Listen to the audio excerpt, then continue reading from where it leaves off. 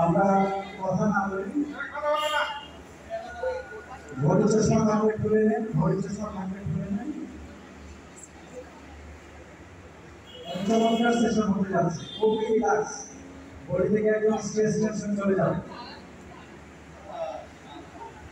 ওকে এবার